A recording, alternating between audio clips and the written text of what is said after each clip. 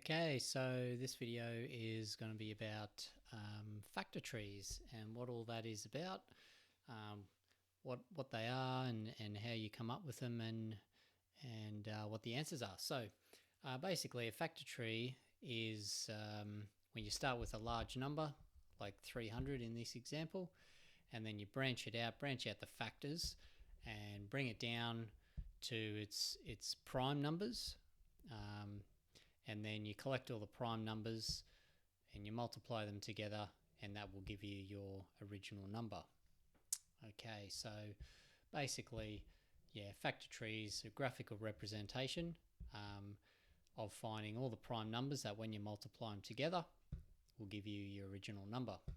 Okay, so this first one here, and just a bit of a side note here, we've got the first 5 prime numbers. I won't really go into much about prime numbers in this video, it's not really the purpose, but basically the first 5 prime numbers are 1, 2, 3, 5 and 7.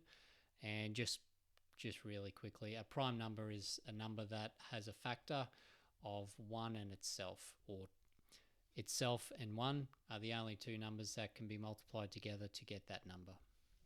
Okay, so starting with 300. All right, so the tree branches out like this. And actually all these different examples, there can be multiple different tree structures to come up with these same prime numbers, as we'll move in and show you. Okay, so this one, 300, we've got the first branch coming down here to 30, and the second branch over here coming down as 10. And the reason we've got 10 and 30 is because 30 times, we should pretend there's a little multiply sign here, 30 times 10 gives 300. So these are the first 2 factors we've chosen. Then we look at these factors and go, are they prime, yes or no? Well, they're both not prime, so then we just branch out the tree even further. So we have now 30, and then we have one branch coming down here, which has given us we've got a factor of 3, and then this branch here, we've got a factor of 10. So 3 times 10 gives 30. And the good thing about this one, 3, we don't branch this any further because we've already hit the prime number. It's prime, so it doesn't go any further. Then this part of the tree here, 10. Okay, that can be branched out into 5 times 2. So 5 times 2 gives 10, and that's it for that part of the tree, because 2, 5 and 3 are all prime numbers. Okay, so now the second part of the tree, well, we've already covered that here, because we've got 10. The factors of 10 are 2 times 5, which, as we know, are both prime. So therefore the factor tree for 300 can be written like this: 3 times 5 times 2 times 2 times 5. And we get that from just collecting all of these factors here: 3 times 5 times 2 times 2 times 5. All right, so we'll move on to another example. Just moving down here. So we have, this one is 72. Okay, so 72, we've chosen factors of 9 and 8, because 9 multiplied by 8 gives 72. Now with these tree structures, the higher numbers you start with, that sort of minimizes the branching out of the tree, makes it a bit more compact, I guess, if you will. And I'll show you what I mean by that a little bit later as we work through. So 72, if we choose the factors of 9, groups of 8 as a starting point, and go from there. So neither 9 nor 8 are prime numbers, so then we branch out again. So from 9, we branch out down this way to get 3, and we also branch out this way to get 3, because 3 times 3 gives 9. And what luck, we've reached the bottom of this part of the tree, because 3 and 3, they're prime numbers, or it is a prime number. Okay, on this side of the tree we have 8. That's not prime, So then we branch that down into factors of 2 and 4, because 2 times 4 equals 8. Pretty good here. 2 is a prime number. We don't need to branch that out any further. But when we get to 4 here, 4 is not a prime number. So then we branch that out a bit further to get 2 and 2, because 2 multiplied by 2 gives 4. So when we write our factor tree down the bottom here, we write 72 equals 3 times 3 times 2 times 2 times 2. And basically just collecting all these factors here.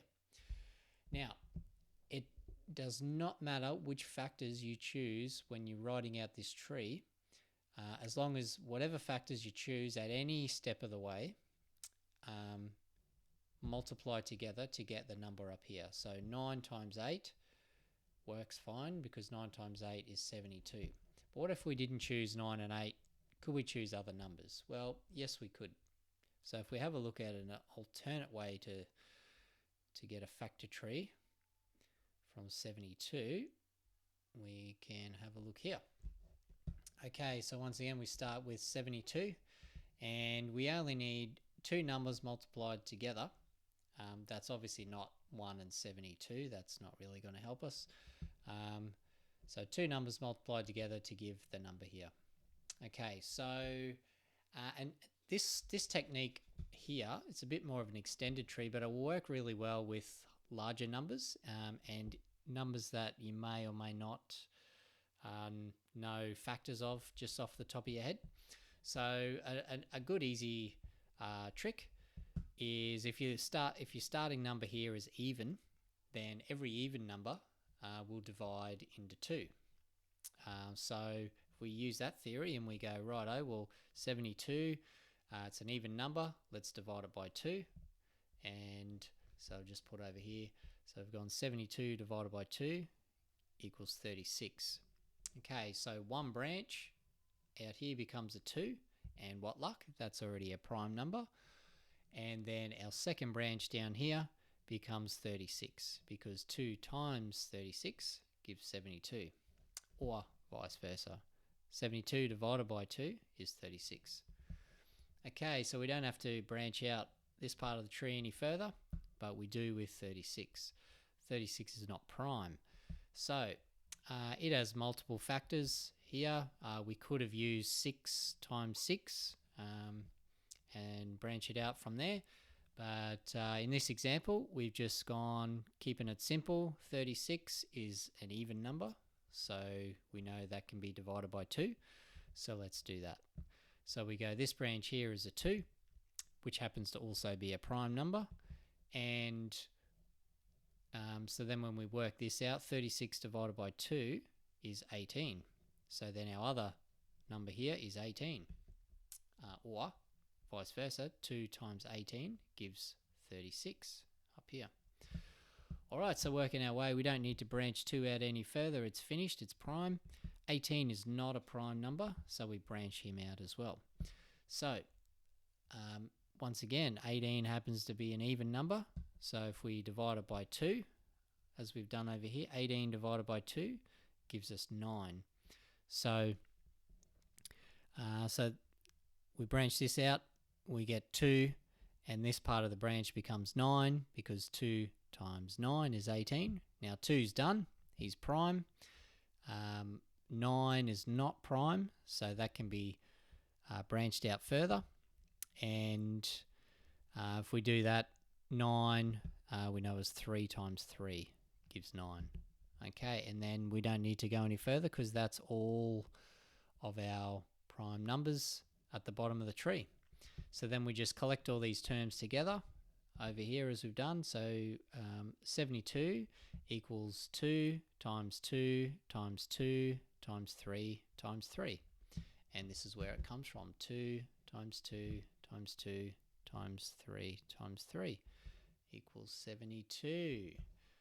Okay, and yeah, so there's multiple different ways you could have come up with this same answer, depending on what factors you choose in your tree.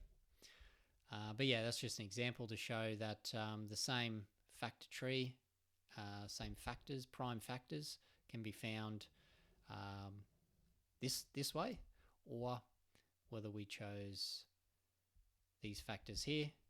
As you can see, the higher numbers you start with here, the tree is a bit more not as branched out, I guess, and not as lopsided down one side of it.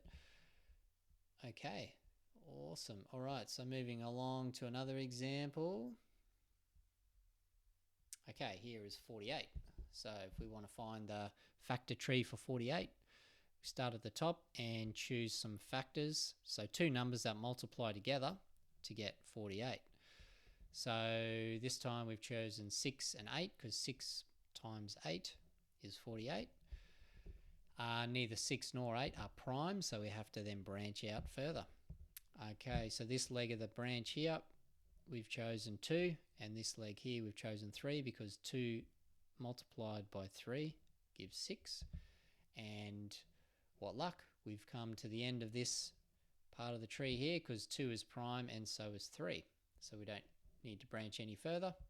If we jump on this side with 8, then we have 8 is not a prime number. Factors we've chosen here are 2 and 4 because 2 multiplied by 4 gives 8. 2 is prime, that doesn't have to go any further. 4 is not prime, so 4 can branch out a bit further and get 2 times 2 to equal 4, and then we're done. So then we collect all these prime numbers up that we've found from this tree, and we write it as this expression: 48 equals 2 times 3 times 2 times 2 times 2. And that is the factor tree for 48. Awesome. So we move along to another example. Okay, so this one here is 144. Okay, so this is another good example of choosing different factors to get the same end outcome. All right, so once again, if we try and keep our tree compact as possible, we choose the initial factors, reasonably high numbers, or the highest numbers you can come up with that multiply together to get your answer, your starting number. So on this occasion, we go 12 and 12 because 12 multiplied by 12 is 144. So we branch out this way as a 12 and branch out this way as a 12. Now the number 12 is not a prime number, so then we branch that further. So there's two alternate ways we've done it here. So this 12, we've gone for 6 and 2 because 6 multiplied by 2 gives 12. 2 is prime, so that doesn't go any further. 6 here is not prime, so we can branch that out a bit further. And we've got 2 and 3 down here because 2 multiplied by 3 gives us 6, and those are prime. Okay, so this whole left-hand side of the tree, I'm drawing a fake circle around here, is complete, and we've got our prime numbers. Now, you would presume that if 12, when we branch it all out, we get factors of 2, 2, and 3, we should also come with the same outcome on this side, which we do, but we've just done it in a slightly different way. So this 12, we've chosen the factors of 3 and 4 because 3 multiplied by 4 gives 12. 3 is prime, so we don't need to go any further. 4 is not prime, so we branch 4 out into 2 and 2 because 2 multiplied by 2 gives 4, and we don't need to go any further. So there we go. So there are all the prime numbers when multiplied together will give 144. So we just write it as 144 equals 2 times 3 times 2 times 3 times 2 times 2. Now, once again, these can be actually written in any order because when you're just multiplying numbers together and doing nothing else, then it doesn't matter. These can be in any order and you get the same answer. Now, that's an example of a more compact tree version of working out the factors of 144. Now, if we use our other method we used before, if we scroll across here, okay, and if I make this a little bit smaller, like that, okay, so this is a different approach, but still ending up with exactly the same factors and exactly the same answer. So this time 144, once again, we could have went, yep, it's even, so let's divide it by 2. But this time, just to be different again, I've tried 3. And if we go 144 divided by 3, which is a prime number, if that's a whole number, then you can use that to start with if you like. So 144 divided by 3 is 48. So this time our first two branches are 3 and 48 here. Now, as we know, 3 is prime, so we don't go any further. 48 is not prime, so we've got multiple choices here for 48, and we've just gone with 3 again. Okay, so if we try 48 divided by 3, we get 16. It's a whole number, so that'll work. That's fine. So our next two branches under 48 become 3, which is prime. We don't go any further.